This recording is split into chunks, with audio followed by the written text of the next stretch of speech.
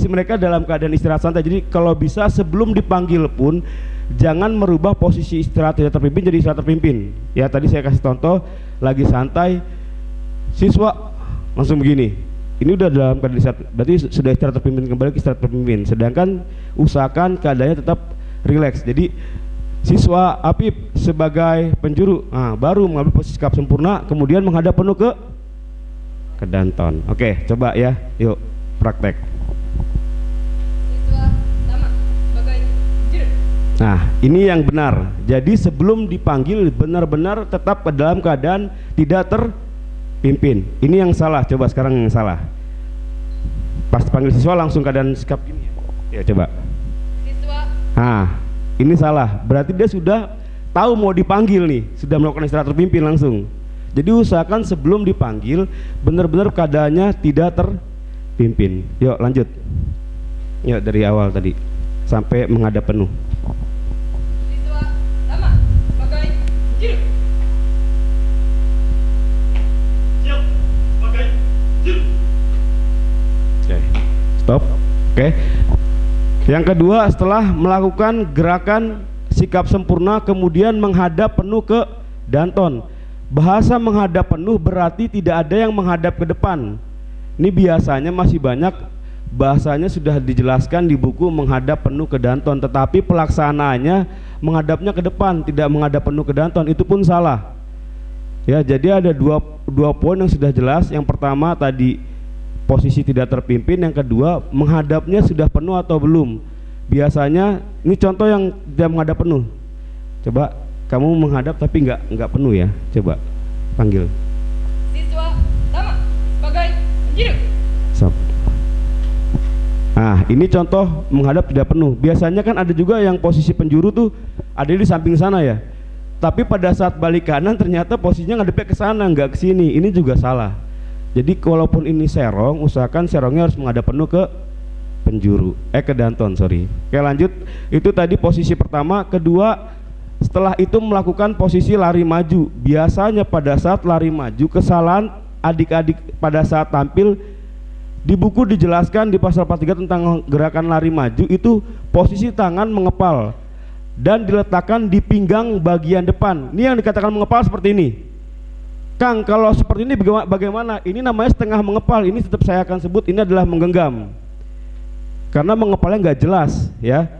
Posisi cuma dua yang digunakan, mengepal dan menggenggam. Ini menggenggam, ini mengepal. Kalau gini gimana? Ini nggak jelas, Kang. Jadi tolong diperhatikan adik-adik pada saat posisi berlari benar-benar tangannya terlipat di sini. Jangan begini. Ya, karena ini masih dikatakan antara menggenggam dan mengepal. Jadi usahakan seperti ini yang menggenggam. Terus diletakkan di pinggang bagian depan. Ini pinggang, Kang. Ini pangkal paha. Nah, yang terjadi pada saat lari maju biasanya meletakkan bagian depannya begini. Ini akan tetap saya salahkan karena ini adalah pangkal paha, bukan pinggang bagian depan. Sedangkan yang diminta oleh buku adalah pinggang bagian depan. Jadi jangan sampai salah menaruh tangan. Biasanya udah terlalu santai, terlalu asik pelatih ngelatih, jadi lupa sama detail yang namanya pinggang bagian depan di mana. Ya, ini pinggang depan, ini adalah pangkal paha. Ya, setelah itu kemudian Danton penjuru lari ke depan Danton dengan jarak 6 langkah. Ya, 6 langkah, jadi nggak boleh kurang, nggak boleh lebih. Nanti enaknya gimana nih? Untuk lomba di sini perlu nggak kita beri kesepakatan 6 langkahnya kita kasih tanda? Hah? Mau? Mau, oke. Kang gimana? Oke, jadi kenapa saya kasih tanda biar nanti nggak ada lagi dusta di antara kita ya. Takutnya gini, saya bilang wah tuh kurang 6 langkah, tapi pas dites bener nih 6 langkah gitu, nanti saya jadi dosa ya. Oke, jadi saya tetap kasih tanda nanti begitu lomba, nanti saya mungkin saya kasih tanda lakban hitam atau merah bahwa saya menandakan tuh 6 langkah. Jadi kalau ada yang udah dikasih 6 langkah segitu Dantonnya masih salah, penjuru masih salah, berarti penjurunya pintar. Pintar dong, udah dikasih tanda masih salah ya. Oke, nanti berarti ada bonus dari saya kasih tanda untuk 6 langkah. Jadi jangan khawatir, saya kasih keringanan buat para Danton dan penjuru. Oke, setelah 6 langkah kemudian sini Kang, ada sini dah. Kemudian Danton kembali memanggil pasukan seperti kayak tadi sama Ya, panggil. Pasukan berstop kumpul. Ulangi. Posisinya jangan seperti istirahat terpimpin. Relax. Nah, gitu. Relax ya. Oke, yuk. Pasukan berstop kumpul. Menghadap penuh. Mulai. Satu di samping, satu belakang. Satu di belakang sini. Nah, oke. Oke, begitu tuh sampai turun. Nah, turun. Biar gampang, biar jelas. Ulang. Agak jauh nggak apa-apa. Nah, agak ke belakang situ tuh. Nah, yuk. Pasukan berstop kumpul. Menghadap penuh semua ya. Menghadap penuh. Oke. Sampai di sini penjabarannya satu. Biasanya kalau kita masuk ke materi lari maju, begitu aba-aba dari Danton henti, gerak, ditambah 3 langkah, kemudian kaki ditutup, terus kemudian tangan turun. Bener gak gitu materinya? Biasanya cuma adik-adik di sini kesalahannya adalah ketika sebelum berhenti lari tangannya sudah di sini. Itu juga salah. Contoh. Ya, misalkan ini posisi lari maju, ini lari maju ya. 1, 2, 3, 4, 5, hasil begini ya. Posisi lari sebelum berhenti tambah 3 langkah itu adalah posisi masuk tangan merenggang. Yang salah adalah begini, yang misalkan itu mau berhenti ya. Nah, kalau di sini ini namanya udah posisi tangan berada di tinggal, itu disalahkan karena harusnya tetap tangannya merenggang sampai dia berhenti baru turun tak. Paham sampai situ ya? Coba detail aja biar enak ya ke depannya, biar nggak ada kesalahan-kesalahan lagi. Selanjutnya kemudian yuk penjuru ngomong apa? Ya, coba. Oke. 1, ini harus di jahitan baju ya. Ini satu lengan, 2 kepal. Ini udah bener belum 2 kepal? Sedikit lagi berarti. Dan mengikuti ketinggian pundak orang di depan. Jadi biasanya banyak yang ketika lencang depan ini dia posisinya mengikuti pundak sendiri di sini. Ya, ini juga catatannya nanti adalah posisi tangan berarti masih di punggung, belum di pundak. Harusnya mengikuti ketinggian orang di depan. Ya, ini seperti ini. Begitu sudah dirasa lurus safnya, tangannya lebih dulu turun yang ini ya. Yang banjar 1 turun lebih dulu. Mangga turun. Kemudian yang di sebelah sini baik saf 1 dan saf 2 sampai saf 3 melakukan lencang kanan. Yang orang saf 1 aja yang ngangkat tangan, yang saf 2 mah gak usah ya. Saf 2 saf 3 mah jangan ikut gini juga. Nanti aneh jadinya ya. Melakukan lencang kanan dengan 1 tidak menunduk. 1 yang salah. Sama ini pun berlaku sama saf 2 saf 3. Nggak boleh nunduk. Yang kedua, tidak boleh merapikan pakaian ataupun apapun yang menempel pada tubuh, termasuk garuk-garuk nggak boleh. Ya, biasanya ada aja yang gatel mungkin sambil garuk ya. Jadi pada saat materi ini adalah kita masuk ke materi lencang ya. Jadi lencang kanan itu tidak boleh merapikan pakaian ataupun tidak boleh menunduk. Ya, jadi tetap fokus semuanya. Palingan kepala harus penuh ke kanan seperti ini. Ini masih ada yang gini biasanya. Kemarin saya baru jadi juri di SMA 1 Anjatan hari Sabtu.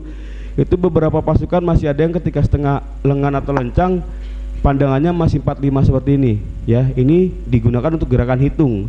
Tapi untuk lencang dan setengah lengan itu penuh. Nah, ini maka digerakkan bersakmul itu semua materi masuk, termasuk ada materi lencang kanan ya. Tengokannya penuh semua, saf 1, saf 2, saf 3 pandangannya penuh ke kanan.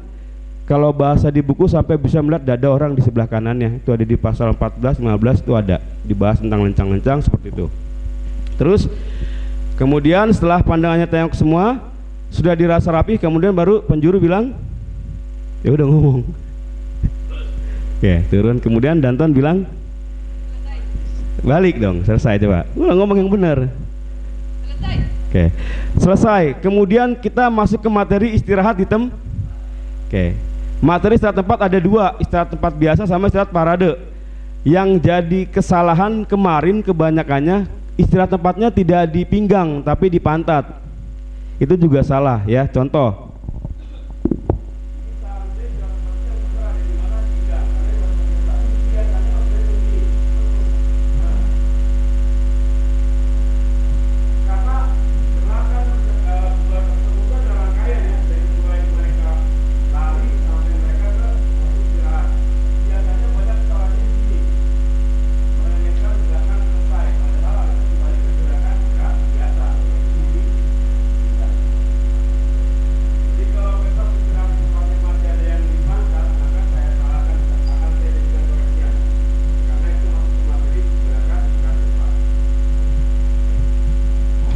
Sampai sini jelas Akang Teteh untuk bersab kumpul? Jelas ya. Kalau nanti kurang jelas boleh ditanyakan ke panitia, nanti panitia yang nanya ke saya langsung, jangan Akang Teteh yang japri saya ya. Gak enak nanti. Ntar dikira kita ada sesuatu lagi. Ya, oke, coba lanjut gerakan berikutnya. Lupa ya. Siap. Gerak. Oke, kembali ke gerakan sikap sempurna. Satu orang balik kanan. Satu orang balik kanan. Kamu deh balik kanan. Oke. Oke, sikap sempurna ya. Yang pertama adalah telapak kaki membentuk sudut 45 derajat ya, atau dibuka atau membentuk huruf V. Biasanya masih banyak V-nya ini yang terlalu kecil ya. Kecil tuh jadi kayak rapat gini. Ini juga tetap disalahkan. Yang kedua, paha dirapatkan. Usahakan Akang Teteh kalau lihat adik-adiknya lututnya nekuk, disuruh lurusin. Biasanya masih ada yang diri nekuk begini ya, kayak orang capek, jadi ditekuk sedikit. Jadi usahakan lututnya lurus ya, pahanya dirapatkan, kemudian perut sedikit ditarik. Oke, dada sedikit dibusungkan. Kemudian pundaknya jangan diangkat. Ini satu miring. Pundaknya miring ya. Nah, jadi pundaknya biasa aja, jangan diangkat. Biasanya ada yang pundaknya sampai begini saking pengen punya tenaga nih. Ada yang sampai segini ya. Jadi pundaknya biasa aja. Terus tangan menggantung lemas dengan pergelangan tangan lurus. Pergelangan tangan lurus. Terus ibu jari berada di sebelah jahitan seperti ini. Pergelangan tangannya jangan bengkok nih. Lurusin. Nah, gini, lurusin. Oke. Seperti ini. Kemudian dagu tarik sedikit. Pandangan lurus dan bernafas sewajarnya. Jadi usahakan sikap sempurna seperti ini. Ya. Mungkin udah gampang lah kalau sikap sempurna mah ya, semuanya bisa. Cuma biasanya masalah sikap sempurna itu cuma satu. Yang pertama, di pergelangan tangan masih banyak yang bengkok seperti ini, Kang. Ini nggak boleh ya. Yang kedua juga ada yang sampai segini, maju banget. Ini juga jangan. Usahakan pada saat sikap sempurna semua pergelangan tangan lurus seperti ini, Kang. Jangan ditekuk seperti ini. Ya, ini masih bengkok dikatakan karena di bukunya dimintanya pergelangan tangannya lurus. Ya, seperti ini. Terus kuku ibu jari atau punggung ibu jari menghadap ke depan. Nah, jadi jangan menghadap ke bawah. Kalau misalkan dia nyentong, makanya ke bawah. Nah, ini nyentong, jadi salah. Ya, harusnya kalau lurus dia menghadap ke depan, sudah benar. Kurang lebih seperti ini sikap sempurna. Ada yang mau tanyakan? Gerakan sikap sempurna? Jelas? Jelas, oke. Lanjut. Balik lagi, Dek. Oke. Lanjut gerakan berikutnya.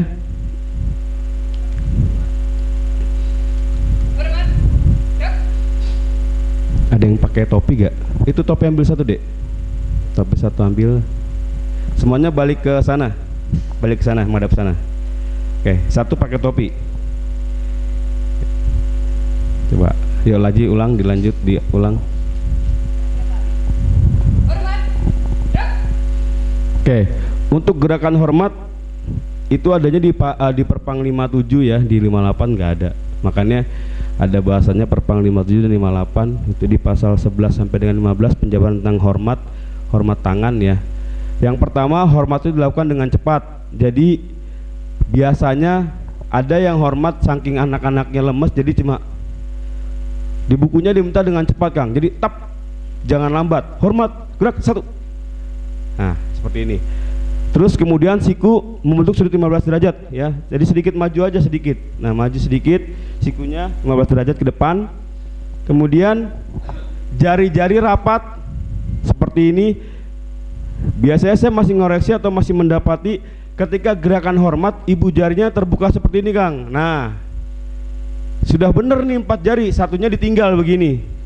Ini namanya berarti ibu jari tidak rapat karena satu masih terbuka. Usahakan semuanya rapat seperti ini. Pergelangan tangan lurus seperti ini ya. Terus bila mana menggunakan topi yang tidak berklep, maka kedua jari menempel pada pelipis. Nah, ini menempel pada pelipis. Nah, kalau menggunakan topi yang berklep, maka di ujung klep seperti ini sudah benar. Oke. Kalau menggunakan topi koboi, biasanya dia ada klepnya tetap ada di ujung klep ya. Kalau topi koboi, ada nggak pakai topi koboi besok? Ada? Apa di sini nggak ada ya? Ada. Oh. Kalau udeng, ada yang pakai udeng nggak? Yang kayak orang-orang Bali itu? Oh ya kayak gitu. Di sini nggak ada ya? Alhamdulillah. Janganlah udah. Udah cukup di daerah saya aja yang ada. Oke, tegak. Kamu dan Ton, jadi saya yang tegak tuh. Ya Ton. Tegak. Gerak. Nah, kurang cepet ya, cepetin lagi. Coba lagi hormat sama tegaknya. Ulang dari Danton, Hormat. Gerak. Cepet, jangan lambat. Tegak. Gerak. Oke, seperti itu ya. Jadi kurang lebih hitungannya cuma satu ketukan, satu. Jadi jangan lambat karena diminta di bukunya dilaksanakan dengan cepat. Jadi nggak boleh lambat. Lanjut, gerakan berikutnya. Nah, ini hitung ya. Dek. Nah, kamu kesini dek. Oke, kamu geser sini. Enggak, kamu yang sono, kamu penjuru tinggi ini.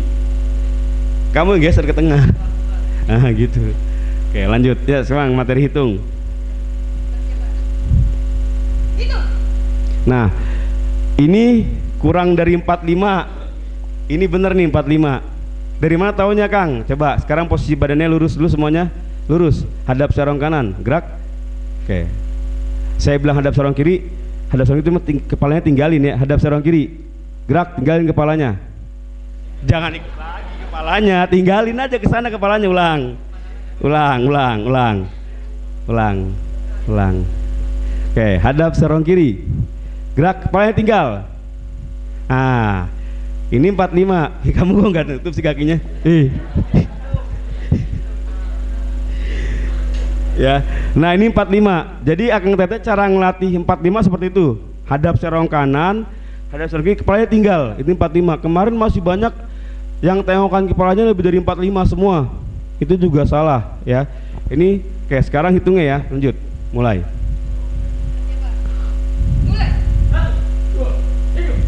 Lengkap. Enggak apa saya lengkap. Karena saya kecil nih. Oke. Nah, ini biasanya hitung juga akan selain tadi saya lihat tengokan kepala 45 derajat, yang kedua itu bersamaan dengan menyebutkan angka-angka, maka kepalingan kepala dikembalikan ke depan. Nah, masih banyak yang ngomongnya telat nih, saking kecepatannya. Anggap hitung cepet ya, hitung cepet tapi nanti jadi nggak jelas antara tengokan sama hitungan. Coba, yuk mulai. Itu masih jelas kelihatan ya. Intinya gini, yang nggak diinginkan adalah gini. Jadi hitung satu benar, tapi gini kepalanya gini. Contoh yang salah ya, 2. Nah, jadi dia ngomong 2 baru nengok, saking cepetnya. Jadi telat dia ya, ngomong dulu baru nengok. Atau nengok dulu baru ngomong 2. Ini juga salah. Jadi 2 salah. Jadi harus bersamaan 2. Nah, itu yang kedua kesalahan yang terjadi. Selain tengokan 45, kedua biasanya terjadi seperti itu. Saking cepatnya menghitung, akhirnya antara kepala sama hitungan nggak bareng. Harusnya bareng 2 ya, 3, 4, 5 lengkap. Yang ketiga biasanya kesalahannya itu adalah nggak kesalahan sih, saya bilang volumenya. Biasanya kalau hitung itu masih banyak yang volumenya beda-beda. Seharusnya yang enak tuh seirama. Jadi kalau saya lebih suka, ini saya ya, lebih suka kalau ada yang hitung itu iramanya atau volumenya sama. Jadi cari suara terkecil dari hitung 5 sampai lengkap. Suara siapa yang paling kecil, ikuti suara itu. Kalau mau memang bagus. Soalnya biasanya saya terdapat gini, hitung satunya bener, 1, 2, 3, 4, 5. Nah itu beda-beda kan, akhirnya gak enak. Coba Akang dengerin deh, kalau adik-adik latihan ada yang hitung-hitungnya. Yang satu kenceng, yang kedua 2, yang ketiga cempreng, 3. Nah itu juga jelek. Jadi usahakan cari suara siapa yang paling kecil, itu yang diikuti. Karena kan yang kecil nggak bisa jadi gede dong suaranya, dipaksa juga ada mentret. Ya, jadi cari yang paling kecil, dengerin suara siapa 1 sampai 5 sampai lengkap, ikuti suara yang itu. Jadi biar nanti suaranya balance.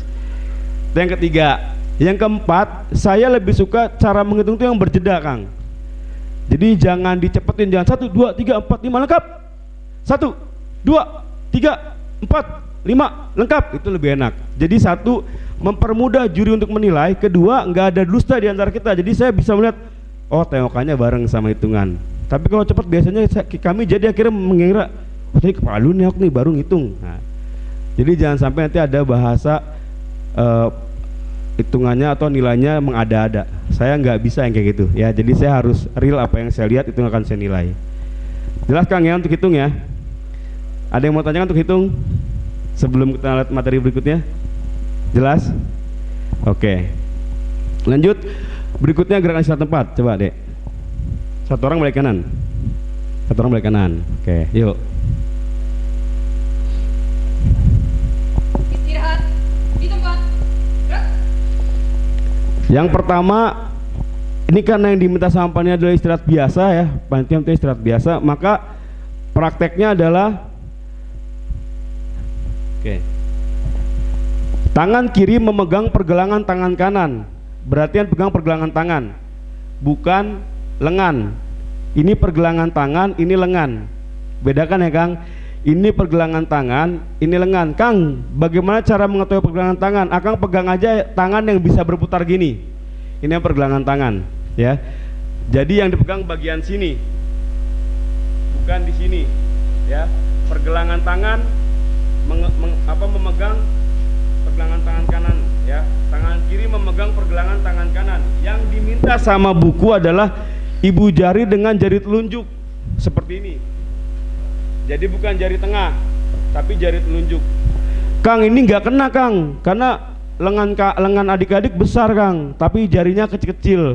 Ya nggak masalah, karena memang di buku yang diminta adalah memegang tangan kiri memegang pergelangan tangan kanan. Jadi pergelangan tangan yang dipegang bukan lengan. Terus kemudian tangan diletakkan di pinggang. Seperti ini tadi saya bilang tadi materi bersab kumpul. Ini istirahat yang benar di pinggang, bukan di pantat ya, atau di bokong ya, itu salah. Yang ketiga berikutnya adalah buka kaki selebar bahu. Ini juga biasanya masih banyak yang lebar. Ini tutup dikit deh. Oke, ya. Biasanya masih banyak yang kelebaran di sini, ya. Selebihnya sudah benar seperti ini. Oke, sampai sini ada yang ditanyakan tentang istirahat tempat? Jelas? Oke, ya lanjut. Siap. Gerak. Setengah lengan. Balik lagi deh. Ya kamu balik, itu satu orang aja. Berarti posisi dari lencang kanan. Coba lencang, jaraknya diatur jaraknya. Oke. Ini penjuru pelit bener sih. Nggak mau berbagi tempat. Yuk. Tengah lengan. Lencang kanan. Gerak.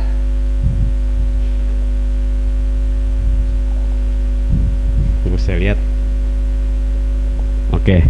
Baik, untuk materi setengah lengan lencang kanan tadi sudah saya jelaskan di gerakan lencang kanan atau saat bubar bersab kumpul. Pada saat pelaksanaan jangan naik ini biasa aja.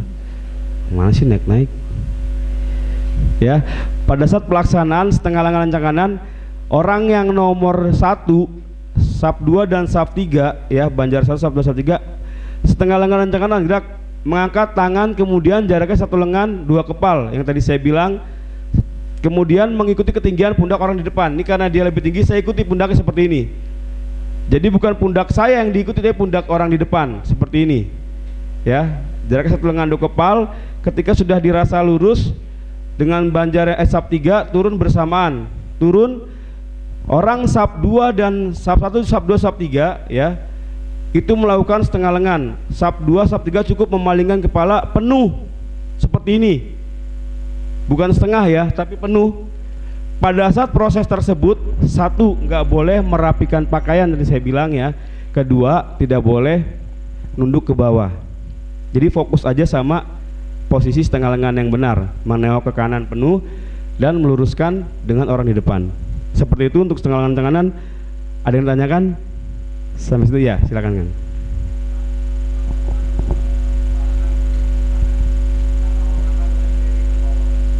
Kalau mata nggak masalah, cuma jangan sampai ikut begini. Biasanya banyak ketika mata udah ikut begini nih, iseng, dagunya turun. Itu dikatakan berarti nunduk ya.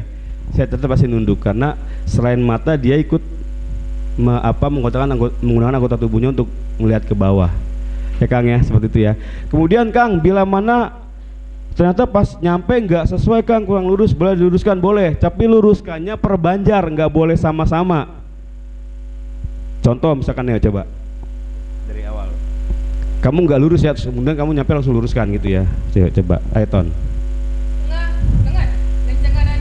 Gerak. Langsung luruskan. Jangan bareng-bareng. Kamu aja misal gigi 1 nyampe luruskan, 2 gitu ya. Pulang. Coba. Anggap aja kamu kelebihan gitu. Ya, coba. Tengah lengan, lencang kanan, gerak. Teruskan langsung. Nah, kalau kayak gini kan sama-sama nih. Ini nggak boleh. Kenapa Kang? Karena ini di materi apa adanya. Kalau luruskan sama-sama, materi bersab kumpul, ya. Itu kalau bersab kumpul diluruskan bareng-bareng karena ada bahasa dari penjuru luruskan. Tapi kalau untuk materi setengah lengan maupun lencang kanan itu boleh meluruskan, tapi meluruskannya pas banjar 1 sampai banjar 2 sampai langsung. Jangan bersamaan, ya. Ulangi. Jadi nyampe langsung luruskan, gak boleh bareng-bareng sama yang banjar 2. Kamu sampai langsung lurus, ini sampai langsung lurus gitu, jangan bareng-bareng. Coba. Setengah lengan, lencang kanan, gerak. Langsung lurusin. Nah, ini kalau gini nggak masalah karena berarti dia meluruskannya masing-masing banjar, bukan bersamaan. Karena kalau udah meluruskannya bersamaan masuk ke materi bersab kumpul. Itu salah berarti untuk materi setengah lengannya. Sampai sini jelas Kang? Ada mau tanyakan? Cukup, oke langsung tegak.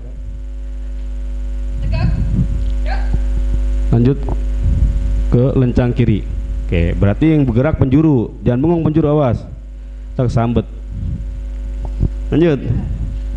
Lencang kiri, gerak. Ikuti ketinggian pundak orang di sebelahnya. Kalau pundaknya lebih pendek berarti ikutin. Nah, oke. Ini badan lurus dek, kamu miring mulu badan dek. Lurus. Nah, gitu. Ya.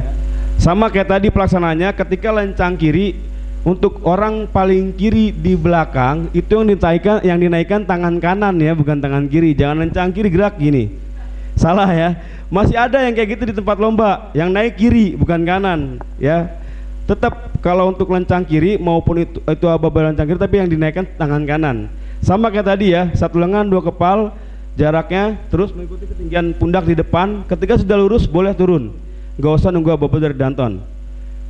Pelaksanaan sama kayak tadi ya, untuk sub 2 sub 3 cukup memalingkan kepala penuh ke kiri tanpa melihat ke bawah atau merapikan pakaian ya. Terus kemudian ini ditempel pada jahitan baju yang ada di pundak seperti ini kurang lebih.